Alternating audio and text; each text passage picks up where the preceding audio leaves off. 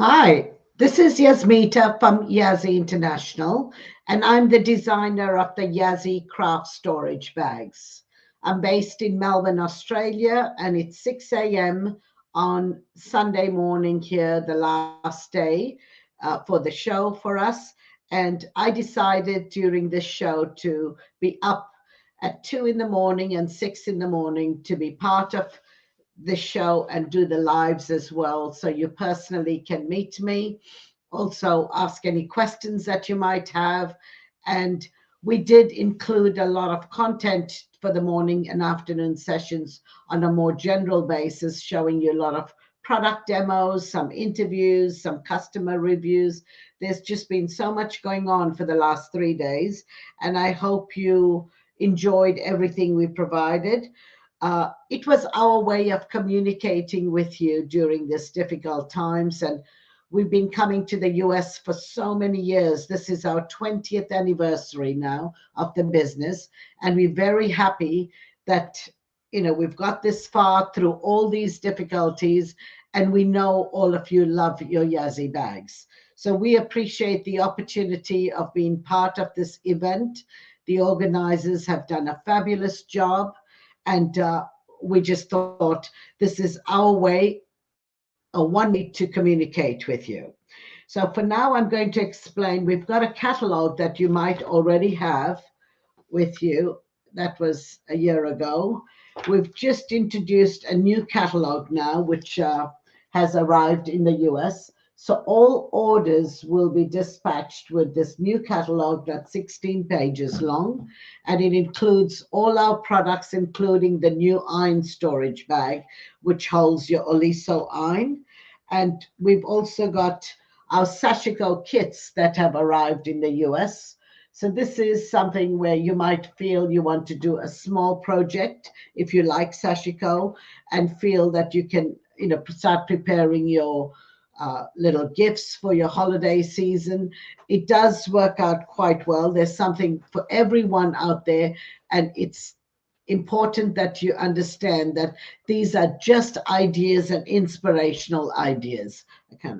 I have, and also the next thing I'd like to mention is we've got a coupon code this time set up for you, which is we've always offered you free freight. Throughout the pandemic, Yazzie has offered free freight out of Kentucky, where for a $50 spend within the US, continental USA, you do get a free freight offer. If you spend $75 within Canada, Alaska, and Hawaii, you do get the free freight offer. But for this month, we've got 2 or 3 shows back to back. And instead of keeping a deadline for the end of the show like tonight or leaving it till the end of the week, we just thought, let's make it all of September till the 30th of September. That if you increase your basket value from $50 to $75 within continental USA, you will get the free freight offer as well as these 3 pouches, which are free, that'll come with your order. And these are valued at $17.50 on our website. And it's CA405 is the code for it.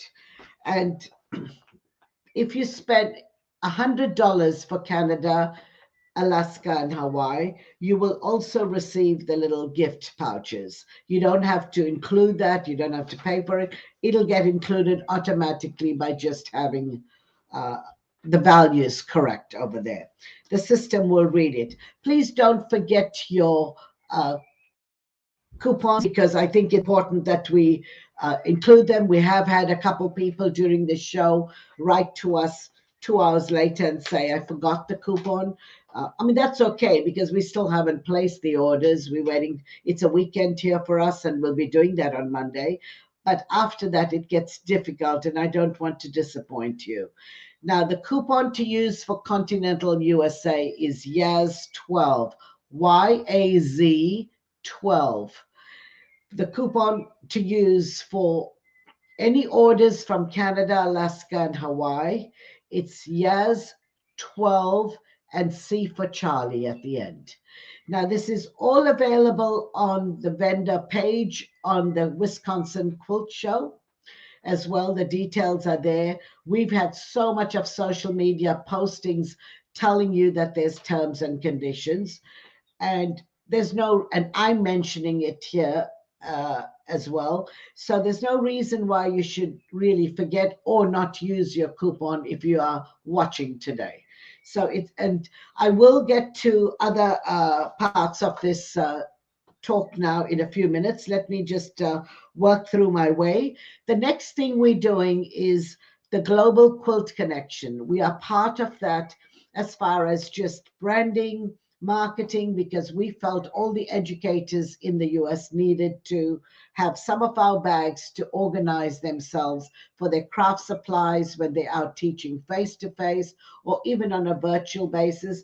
And they're just great products to keep at home, put away, zipped up, everything stays clean. So they've replaced sewing baskets, etc., for the last 20 years. We've taken it to another level of storage and organization. I am not a crafter. I don't do any sewing or anything, but I worked in the travel industry and thought of them as a travel bag, one of the designs. And it's still our top selling bag after 20 years. So our products work, they're multifunctional, they're versatile, they make great little gift ideas as well. For any occasion, every woman likes pockets, and we find things to put in there and place in there. I've used mine for many years for traveling. Now that we're not doing any, it's still sitting there, sort of ready to go if I had to go somewhere. But even for your weekends away, I know I organize my jewelry at home with some of these as well, because I just think as we sort of trying to organize our lives as well, now that we have a little more time, this is a brilliant way of keeping everything accessible, viewable, and they do make wonderful ideas as far as the gifts go.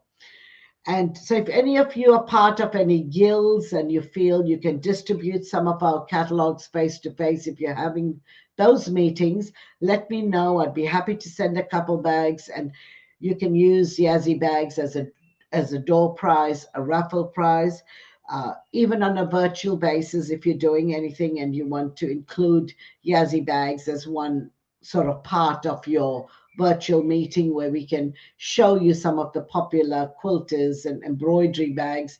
And this way, it's a little more personal. You're meeting the designer, and it just all makes sense. You will have some teachers at your virtual meetings, and sometimes you're just looking to fill some gaps that might make it a bit unusual and a bit different for your audiences. So that's something I wanted to tell you about. And the next thing is we are part of an Australian sewing community. I belong to 7 companies that decided to get together, collaborate, and show everyone what we are able to bring to the table. There's a lot of content there. It's the Australian Sewing Community Facebook group. And if you'd like to join us, I think it'd be probably worth it. So you can sit in the US and Canada and understand what we're up to down under. We don't know how long all of this is going to go on for, but at least we understand that this has made it so easy for us to communicate, so easy for us to reach you. After 20 years, most people know Yazzie bags. They don't need any introduction. And there are some people that still haven't seen them. But I love the fact that I get pictures every day of people sending me some beautiful embellished Yazzie bags. They send it because they're excited about what they were able to create on it. You don't have to go and buy a lot of product for it. You can even have had a bag for 10 years and decided to update it. So we'd like you to go onto the inspirational side on our website to have a look at many people over the years who have done some amazing stuff.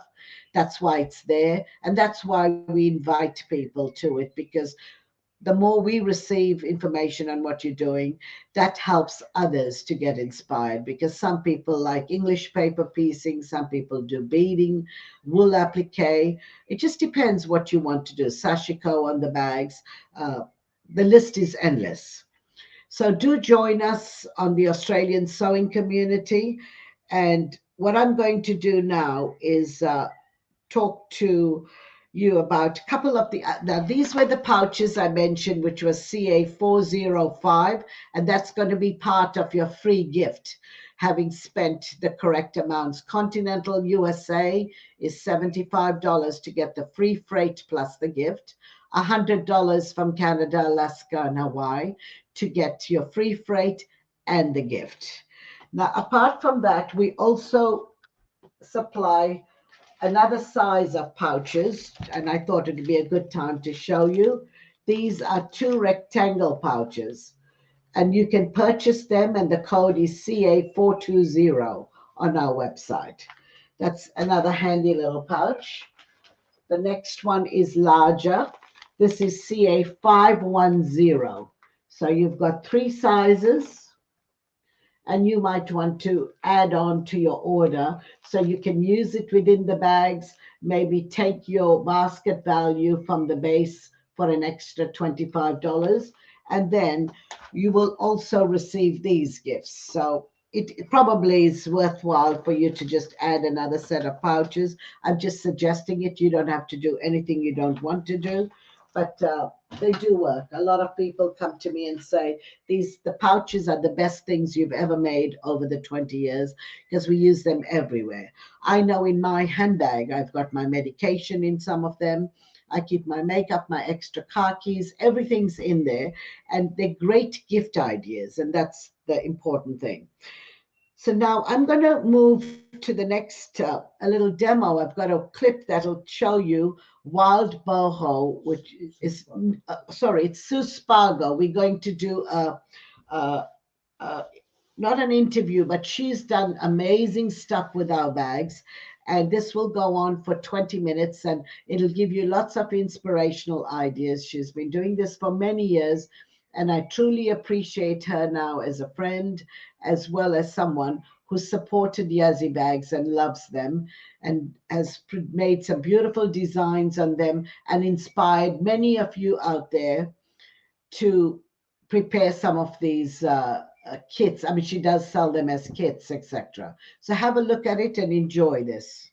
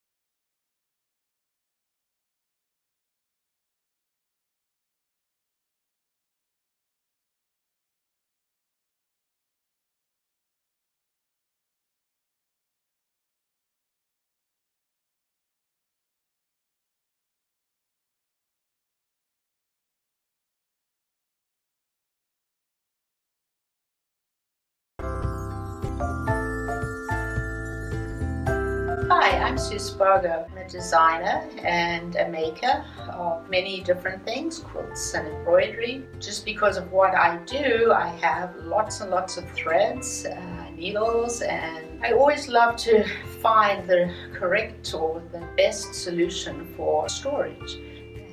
That'll be when I'm traveling on the road or here back in my studio. Many years ago, I came across Yazzie bags and loved the quality, loved the organization of them. So we use many of them in projects that I do for our business as well as for my personal use. So I thought today I would share some different ways to embellish them, because it's always really fun to personalize a piece rather than just using it blank.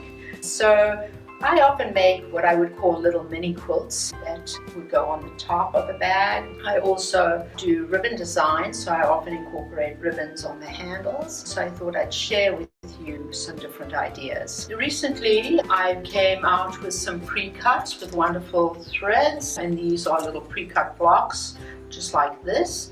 And so they would be a fun starting point for people who are not that familiar with wool or embellishment, because you just get a nice little square that you can either bind or put a little border on, and that would make a really fun piece to put on your quilt. With each of my big projects, like for instance folk tales, so that's my quilt with my memory of growing up in South Africa, full of animals that I loved. So with those projects, I always include a Yazzie bag as the workbox for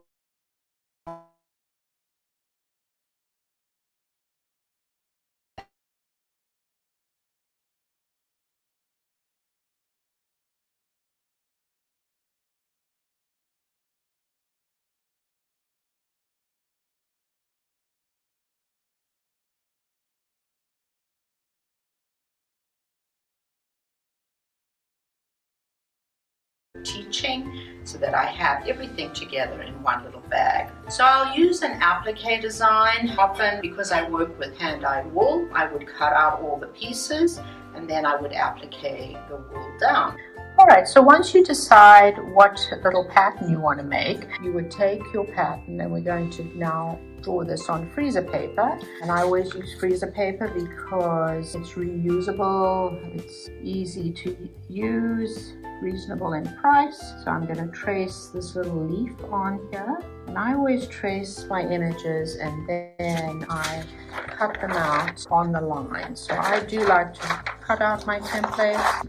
I don't particularly want them to have any extra paper around the outside, because I like to cut along the edge of the paper and not through the paper and the wool at the same time. And I drew it on the matte side of the freezer paper.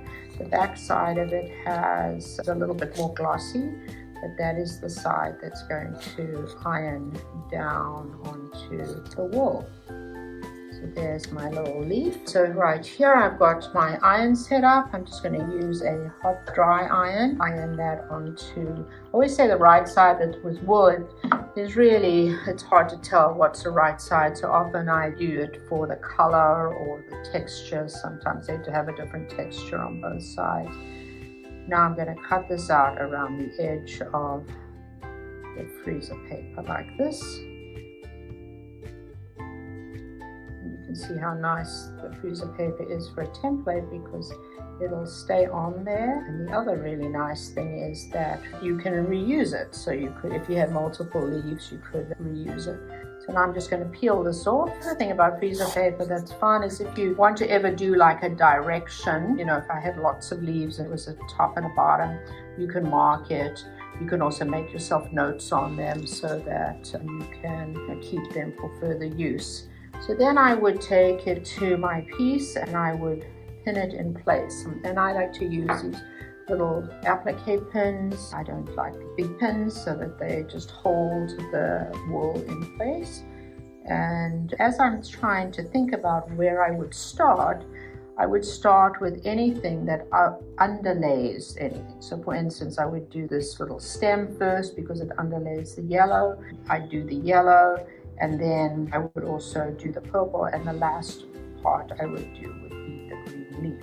So I use wool thread. So the Ilana wool thread that we have comes in 60 colors. We dyed them to match our wool, so you can get a really nice match. This is a wool acrylic thread, and you need the acrylic in it so that it is strong enough to stitch with. If it was 100% wool, it often will shred. I'm going to use about 18 inches in length. And I'm now going to thread a 24 chenille needle. So the easiest way to thread this is you would thread it from the end that comes off the thread, not the end that you cut. And I always double it and just hold it in my fingers and thread it like that. It's easier to thread it double than to thread the end that might be a little bit wispy. And then I'm going to put a quilter's knot in the end. So you're going to make a circle like that. wrap 3 or 4 times and then hold the wraps and pull it down, and you'll have a nice little knot at the bottom of your thread there. So I'm going to come up from the back of my work, and what's really nice about wool applique, it's raw edge, and if you have wool, which I like, that felts up fairly tightly, then you can do a really small stitch on the edge. You will not need to use any fusible on the back. So I'm doing a little stitch that is about 1/8 of an inch deep and 1/8 of an inch apart. I always tell my students that I put a little bit of tension on each stitch because I want the thread to nestle into the wool. When it nestles in, it becomes very invisible, so you can hardly see it. The other important thing is that you're going to make sure that when you applique, you clear the edge of the wool so that you get a nice smooth edge along the edge here. If you go underneath it like this, you're going to get a sort of scallopy edge. So I want a nice smooth edge. I also don't want anything to fight with the edge. So that is why I use the wool thread, because the texture is like wool, and I use a thread that matches, because when I come back to do embellishment stitches, I don't want this stitch, like if I'd done this in a black stitch or a pearl cotton, to me that is an embellishment already. So you don't want to have something that contrasts with it, because it'll fight with what you're going to put on as the embellishment. So I would just whip stitch everything down. I will just finish this thread as well, so you can just see how I finish it. So when I run out of thread, I'm going to take my thread to the back, and you can see my stitches are all perpendicular to the edge and they blend in quite well. Then I don't generally knot, I just do 3 little stitches like this, very close together, and then I thread for about 1/2 inch to 1 inch through the layers, and then I cut it off so that I don't have any long threads on the back as well. So that's what I would do, applique everything down. If I'm doing cotton layers like this, I would use a cotton thread, stitch that down by appliquing. And once everything is stitched down the way that I want it, then I will think about what I want to do to embellish it. I'm going to embellish on another little piece that I've appliqued here and sort of give you some ideas. I like to embellish most of my edges of applique as well as embellish on top of them. I've done a back stitch here in a silky thread, and so it has a sheen. So I thought I would share a couple of different stitches with you, and all these stitches are in my little book, Creative Stitching. So the first one I'm going to do is a little fly stitch. And I'll often use a fly stitch, give what I call like a dandelion effect around something. So I thought it would be really quite fun around this little circle here. So I'm using a variegated number 8 eleganza, and so the number 8s have green cores on them, and so they're easy to tell apart from the other sizes, which have different colors. Again, I'm threading a 24 chenille needle, because that is my general embroidery needle that I use for most stitches, unless I'm doing wrapped cast on stitches. This thread color, which is cesium 78, is from our primitive line, which has softer colors. So to do a little fly stitch, I'm going to come up about a scant 1/4 inch into my background on the left hand side of the stitch, go straight across to the right, come out in the center, so I'm on the edge of my circle, with the thread underneath the needle, and that'll give me a little V, and then I'm going to do a straight little stitch and repeat that. Come up on the left, come over to the right, back in the center, the thread underneath the needle, and then straight down like this. You can see as I do this little fly how it's going to change the edging of this. So I guess the fun thing for me is the more I do, the more I want to do, because it changes the piece so much and gives it a personality. And then you can always come back and add little French knots or little bullion knots inside the V's to make little flower shape. So another little tip with a fly stitch, especially when you're working around a circle, it can be hard to keep the little tails straight. So once I've done the V, you see if I hold this perpendicular to the edge, it'll help me for placement of keeping those straight.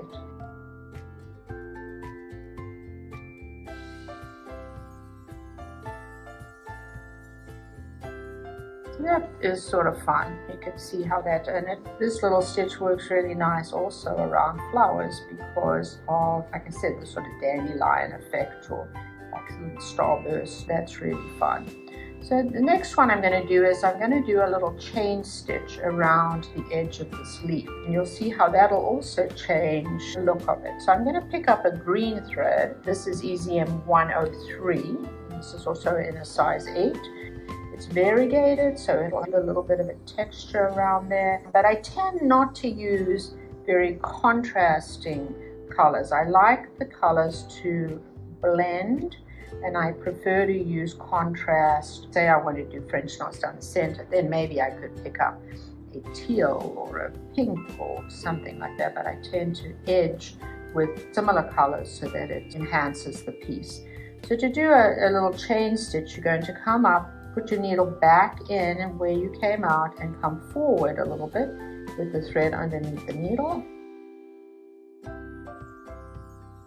Then you'll go back into that chain, forward, and these will connect and give a nice little edging around the edge of the leaf like this.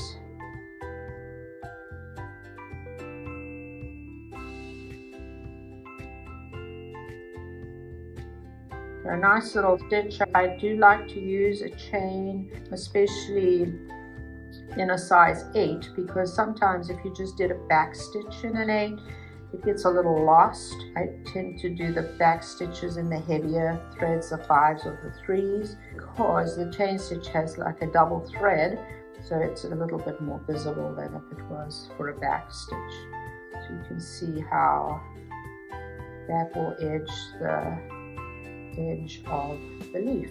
So you don't have to know very difficult stitches. You can do a lot of fun things with some fairly simple stitches as well. It's all about the threads and the application of where you put the stitches. This is what I like to do at a point. When I have made the last chain, I like to take it to the back and then come back up inside the chain. It sort of anchors it there because sometimes they want to move around a little bit. But this way, I always get a fairly good point.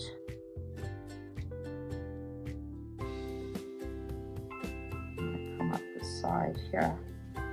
When I'm embellishing, I want to end the thread. I actually end the same way that I showed you for wool thread.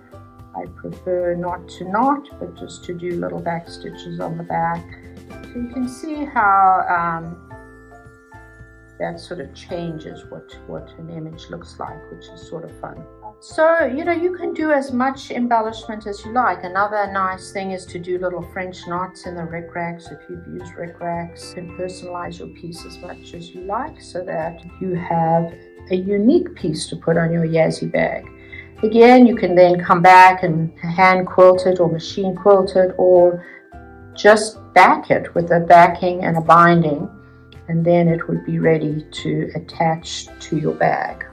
You can see here I've done little circles and just done random little things that come to mind. But it's also a wonderful way I find that I have lots of these little samples from teaching, and I then use them and incorporate them into different little bags. This piece, which is pre-printed piece of canvas, is stitched with my number 3 and 5 of eleganza. Being a thicker thread, you can see how textural it is, and it really looks very nice stitched on this. So sometimes when I just want to do more like a slow stitching borrow type design, I can just do the stitching without doing some applique. There's many other ways they can be done. Here I knit with the number 3 and 5 eleganza as well. So these are my green colors in the line, and then you can see also how I've hand quilted with an 8 eleganza. So it makes for another textural idea. I also sometimes do samples with ribbons. And so another way to do a little block that's pretty simple, you can choose your favorite ribbons and then you can do some stitching on those to add another little texture and make a different little square to add to your pieces. This little circle one was machine quilted, and this would be ready to sew on as well. So if you make lots of little pieces, so some of the smaller type Yazzie bags are fun, and you can see how you can add it. So I would put it on, pin it in place, and then I use a little running stitch with a pearl cotton generally in the inside of the binding like this to attach it. I generally use a 3 millimeters needle and can then get through to the layer below in order to get that on. And another option would be to whip stitch it along the edge of the binding. So I'm just making these as a little quilt with a backing, little batting inside,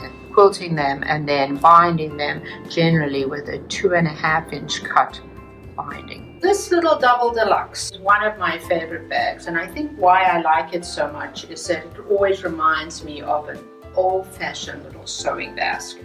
So we have done them in a couple of different sizes in Yazzie bags, and there's a larger one than this. We have them made without the handles so we can personalize them ourselves. And you can see that what I've done here is I have made 2 little handles that are in a little zaggy cotton fabric, so you could do something really fun. You could also put ribbon on it. And then I have made this little Boro pieced indigo piece, which I love because we've done a lot of indigo dyeing here in our studio. And so I've incorporated all the little pieces and a little bit of velvet here, you can see, as well as wool and cotton. And then I've used all my indigo threads and just done like a little Boro stitch. So it makes for a nice little top. I then took some of our webbing and a little bit of our strapping here, and I made a nice little strap. So I put some Velcro on it like this, you can see. So this will thread through here to give me a little carrying handle. And I also hand stitched this little design onto this tape that I stitched on here. And then I did a Velcro closure. And so you can now have a nice little sewing bag or sewing box, which is, like I said, one of my favorite little designs from Yazzie. Back here are also lots of different ideas.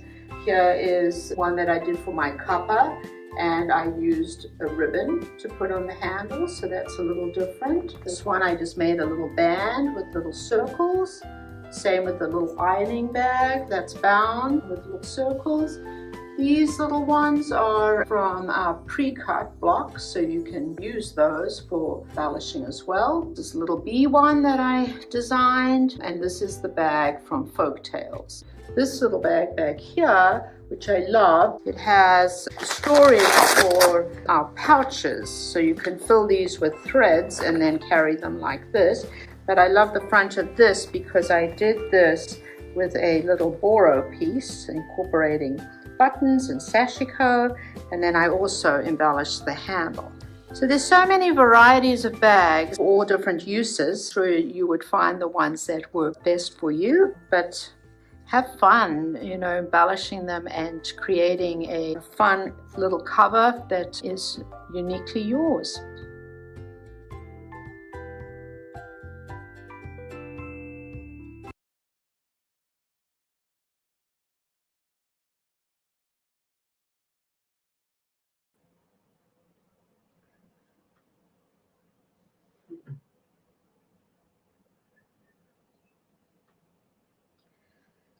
Hi. I hope you enjoyed that little presentation by Sue Spargo. I really appreciated that she took the trouble to send us a video of everything she's been working on. And it just gives an overall view to all of you who love your wool felt embroidery and follow her as well, that she's so talented and inspires so many people all over the world with her creativity. The next thing I'd like to present to you today, and as the end of our live for this particular show, And we look forward to seeing you on our website. We'd like you to subscribe to our YouTube channel, to also sign up for our newsletters, and just share our story with your friends who are also like-minded people and are crafters. It doesn't matter what craft they're doing. So we have someone from Wild Boho, Nicole, who's done some wonderful applique and beading on our bags, and there's a little demo to show you what she's been working on, and I hope this inspires you. Now, if I don't, I'm not going to be back. This particular segment will end by her video, and hopefully we all are in touch, and you do look at our website. And I thank you for spending time with me for the last 3 days. Bye for now.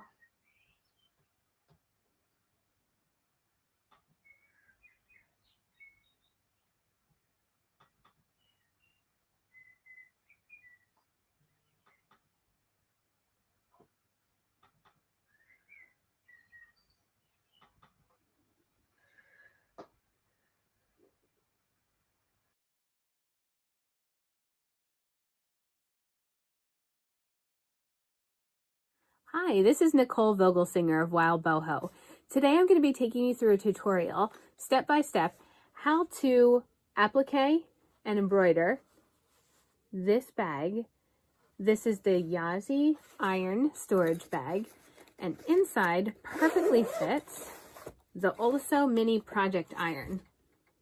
I have a purple iron and a purple bag. You can coordinate however you like, and I will put links for everything in the description of this video.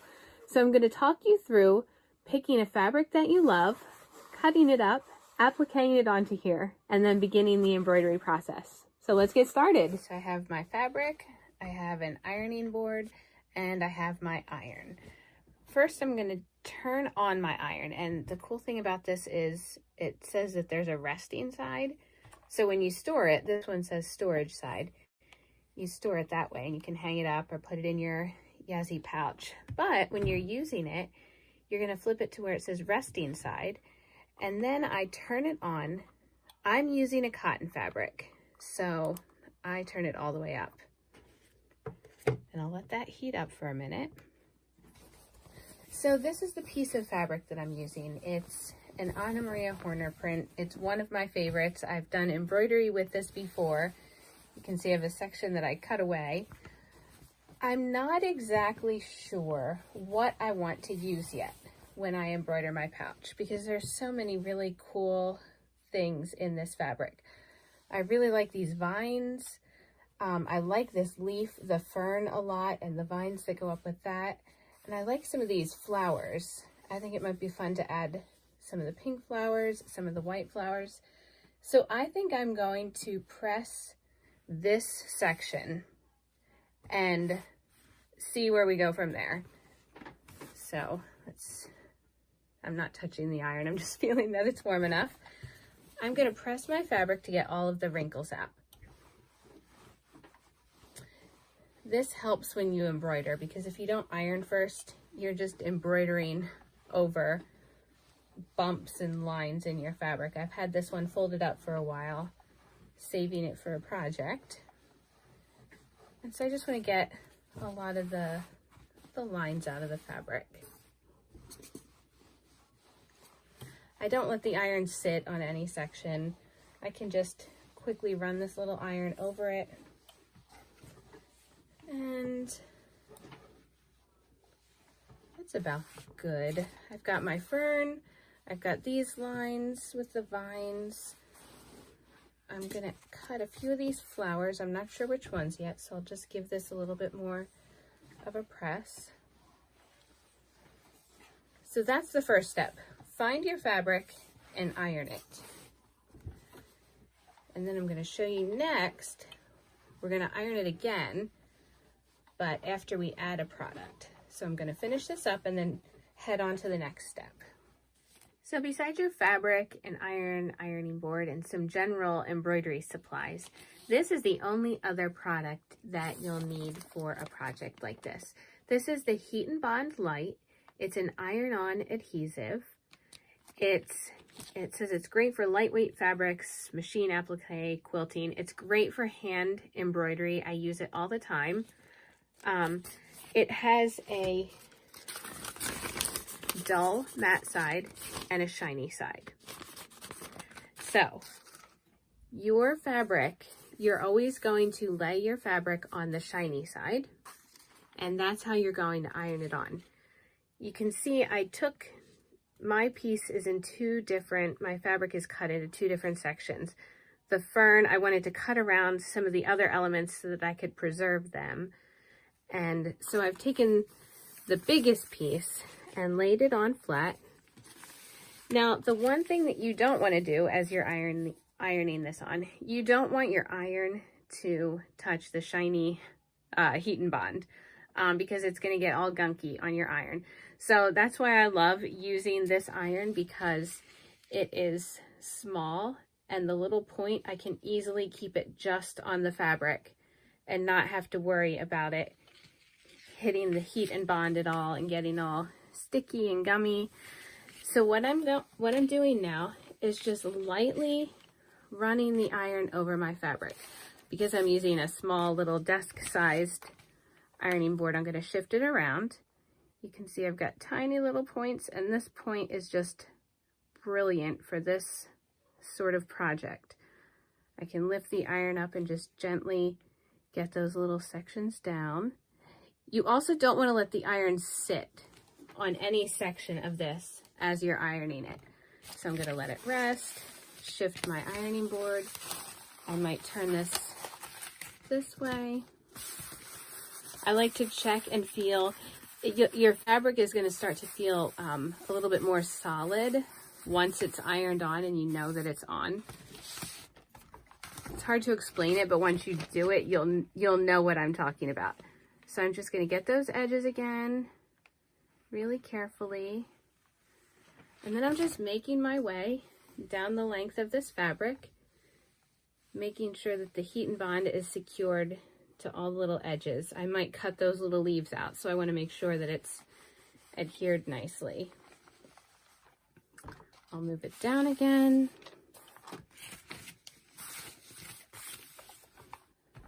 I'm going to keep ironing those edges. I like to do the fussy cutting after this point because it's much easier to fussy cut fabrics once they have the heat and bond adhered to the back of them. It's almost like you're cutting out a piece of paper rather than a piece of fabric that wants to bend and move all over for you. So the fussy cutting is so much more enjoyable once this is on it. And I'm going to shift it this way. I'm going to do a few more of these edges here. So I'm just going to keep doing this. I've got my fern. When I'm done this, I'll let it cool for a minute and then I'll just check and see. I'll make sure that it really is adhered on. If there's any sections that are still a little loose, I'll run the iron over them one more time. So I'm going to finish this up and then I'll talk you through the fussy cutting stage of this project. So we've come to what is my favorite part of the project, and that's fussy cutting. You can see that I have my fabric that's backed with the heat and bond. You can see when I hold it up, it doesn't fall. It's like I'm holding a piece of paper, making it super easy to fussy cut. I also like to use these Fiskars micro tip scissors. They're the spring action ones. I really like these because the micro tip is great for getting into tiny little sections. Now, I'm not going to cut these too carefully. For some projects, I might cut around every little green leaf that you see there. I'm not going to do that with this project. I also am not going to need this entire leaf. So I have my Yazzie bag here, and I'll show you what I'm talking about. I'm going to use my applique that we just created along the sides. Now, just to get an idea of size, this would be too big if I were to lay this leaf like that. I also don't really like how that looks. So I know I'm not going to use every piece of what I've cut out here. I might have it come up at an angle. So until I know the exact placement, I'm just going to roughly fussy cut around here.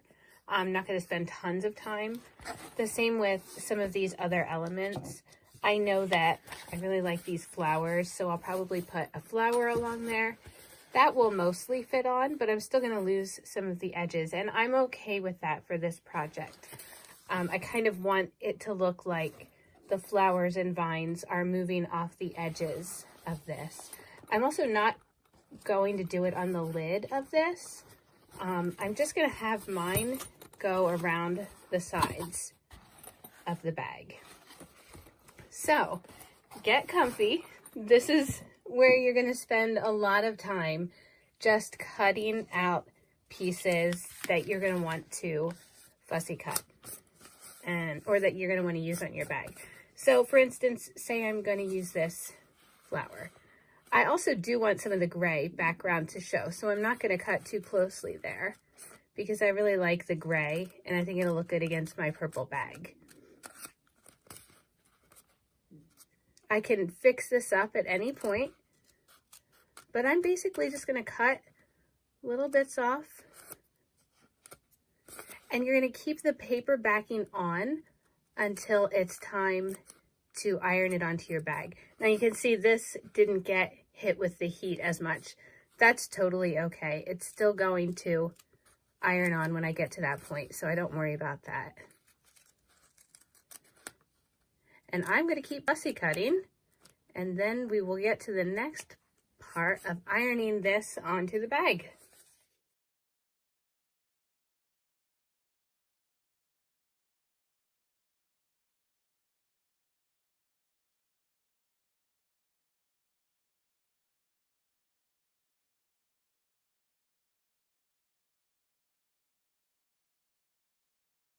So I have been fussy cutting pieces from my fabric, and I have what I like to call fabric stickers because I still have the paper backing. I have a little sticker of fabric cut out, and now I'm going to decide on my placement. So I have my iron plugged in, and it's on the highest setting. I like to just run it carefully along my Yazzie bag to get a few of the little wrinkles out, also to get the surface a little hot. Now I don't have an ironing board behind this. I don't recommend like holding the iron here and holding your hand behind it because it's going to get too hot. But if you're just doing this lightly, you're going to be fine. So I just get the surface hot. I am going to do something that's very hard after you've spent all this time fussy cutting. I want to use a portion of this, not the whole thing. So I'm going to snip a piece right here, and then I'm going to just cut these leaves off.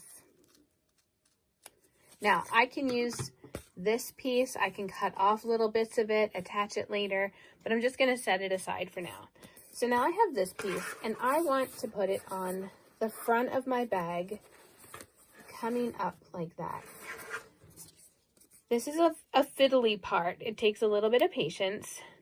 I'm going to take the paper backing off of my fern piece, and you'll see that I'm left with, it's shiny, and this is the adhesive part. So I'm going to place it right on the bag, coming up at an angle, and that's going to fit just perfectly there. I might shift it over a little bit. Again, I'm going to lightly press this on with the iron, just holding this in place. Now I'm also going to take a little mini ironing board that I have when I'm done, when it's all in place, just to put some more heat on it and really make sure that it's secure. I can feel the heat through the bag right now, but it's not burning me. It's not unbearable. It's just a little heat from the iron. You just really want to get it hot enough that it stays in place so that I can get my little ironing board and set it behind it. Okay, so now I have a little mini ironing board, and again, this is a tricky little spot here because it's the front of the bag, so I just have to adjust it, try and find the best angle. where I can actually set the iron on it and really let it heat up. So you can see I'm gonna have to do this in little sections. It's a little fiddly. You might notice that the edges of your fabric don't want to stick onto this background to the bag, but that's fine because we are going to embroider over that. So you just want it on here enough so that you can embroider and it stays in place while you're doing the embroidery. So I'm going to keep doing that. I'm going to place my pieces. I might have to cut little bits off. But remember, once you decide on a placement, you peel the backing off and then hit it with some heat from your iron. I'm going to go all the way around and I'll come back when I have a finished piece to show you. Okay, so I'm just ironing this last little piece on. And again, be really careful if you are doing this part without an ironing board behind the iron. I normally wouldn't recommend this at all, but this bag is made up of several really thick layers, so I barely feel the heat behind it. But just be careful as you're doing it. So I've got that piece on. I just hit the bag with one more bit of iron to really make sure everything's on there. This fabric is just gorgeous. I've been holding on to it for a while, waiting for the perfect project, and I think I'm really happy with how this one turned out. So we're getting it with the iron. Okay, let's zip it up and see how it looks. This is the final step before you start embroidery. I wouldn't recommend using your bag like this without it being embroidered because although the heat and bond will keep the fabric on here, it's not a long-term solution. And it could, after a while, come off of the bag. So I like to do the next step of embroidery. And I'll share a few of the resources that I have on my YouTube channel. Lots of embroidery videos. I can put the link for my Craftsy class in here, which is also embroidery. And I have 2 embroidery books that you can check out. But I'll talk you through the basics next. And then you are ready to embroider your own bag. So we have appliqued our bag. Here is what it looks like. What you will see when you have finished ironing all of your fabric on. And then take it up to the next level. This is what it will look like after you have embroidered it. Now, I don't recommend not embroidering it. The heat and bond will stay on and will adhere for a while. The more wear and tear that your bag gets, though, these little pieces are going to want to come off. So you don't have to fully embroider it. You don't need to embroider every little flower or every little leaf. But you do want, on each piece of the fabric, you are going to want some thread and some stitches because that's what's going to keep it on this bag. I'll show you the inside of what it looks like. Now, if you follow me on Instagram, you know that it doesn't bother me to see my work on a project. So the inside of this bag, there's a close-up. I've kept my stitches small. I haven't let my threads go from one end to the other. I don't have big pieces of thread. I've kept my tiny stitches in here. You do want to be aware of that because you don't want your iron catching the stitches and catching the thread when you're putting it in and out of the bag. So you do want to be aware of that. But you do want some stitches on here. Also, with the embroidery of this bag, I start and end my stitches with a knot in the thread. So let's talk about threads first and all of the supplies that you'll need, and then I'll give you a few tips that you're going to want to keep in mind as you embroider. So you just need some basic supplies. This is a great needle collection. Any sort of embroidery applique needle. A sampler pack is great because it'll give you a lot of sizes, and you will need a variety of sizes as you are working with beads. These beads, these are size 8 beads, and then these are bugle beads.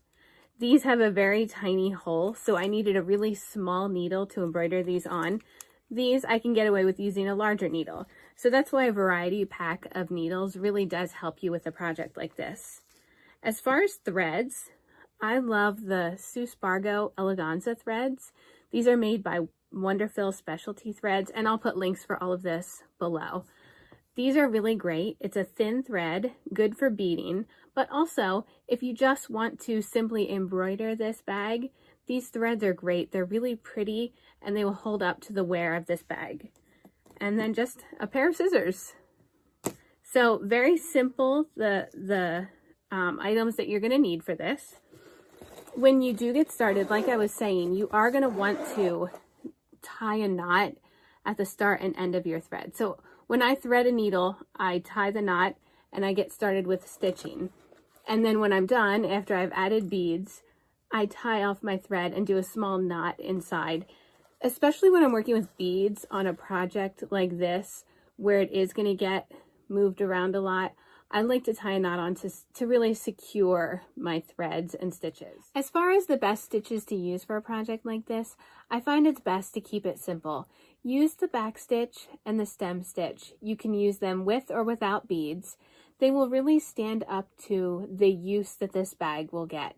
I have videos for both of those stitches on my YouTube channel, which I'll link below, as well as I've written 2 embroidery books, both boho embroidery. You can read more about it and learn other stitches. And if you really enjoy this and you want to take your applique and embroidery to the next level, check out my Craftsy class, where I encourage you to use your favorite fabrics as well as beads and threads to create textures and have fun with your embroidery projects. Thank you so much for watching. I can't wait to see what you create.